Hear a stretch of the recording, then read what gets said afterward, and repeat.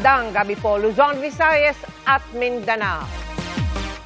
Ginulat ng kilos protesta ng mga miyembro ng Iglesia ni Cristo ang bahagi ng EDSA na layong tutulan ng pagsasampa ng kasong plunder laban kay Senador Rodante Marcoleta. Ang mga relihistang nagsimulang magtipon dakong alas 2 ng madaling araw, umabot na sa mahigit 15,000 katao ngayong alas 6 ng gabi. Base po yan sa tala ng Philippine National Police. Pero dahil nasakop ang ilang lane ng EDSA, katakot-takot na traffic ang idinulot niya. Magkaroon pa ng girian sa pulisya. Nakatutok si EJ Gomez. Security! Lahat na! Umalis na kayo lahat yan! Okay! Bop! Hanapin me! Ang babagal nyo dyan na!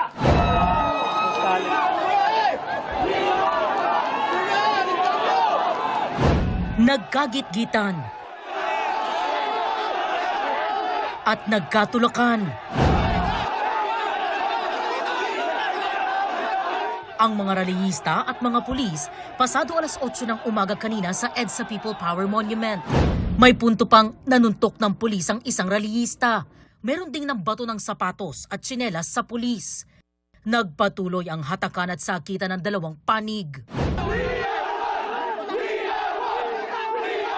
Nagsimula ang gulo nang umabante palabas ng EDSA hanggang sa busway ang isang service bus ng mga relihista. Sinundan ito ng isa pang bus, kaya may pulis na naipit. Itong busway, nag-flow. Pero itong bus, inabante niya, binarahan niya. Sa pag-atras sa bante niya, kasi may cement barrier, may naipit na pulis. So doon nagkagirian. Of course, we have to react. Kasi may nasaktan na kaming kapulisan. Doon po nagkaroon ng commotion kanina. Logic dictates na paghinangan mo para matigil yung flow ng EDSA. Inaresto ang itinuturong nag-atras abante ng bus, pati ilang relihista na nanakit ng pulis. Maximum tolerance, always maximum tolerance. But of course, kagaya ng sinabi ko kanina, pag sinasapak or sinasaktan na yung pulis natin, hindi naman tayo basta nakatayo na lang dyan. May hinimatay rin dahil nahirapang huminga. Pinagtulungan siyang paypayan at painumin ng tubig ng mga relihista para mahimasmasan.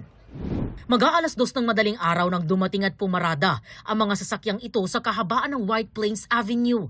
Sakay nito ang mga relihistang miyembro umano ng Iglesia ni Cristo o INC.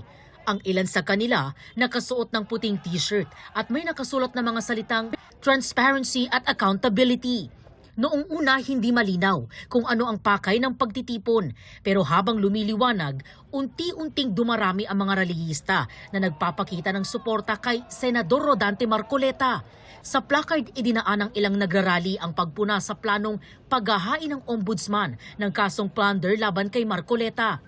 Dahil sa dami ng tao na sinabayan pa ng malakas na buhos ng ulan, nagkabuhol-buhol ang traffic papuntang EDSA White Plains sa gitna ng morning rush hour.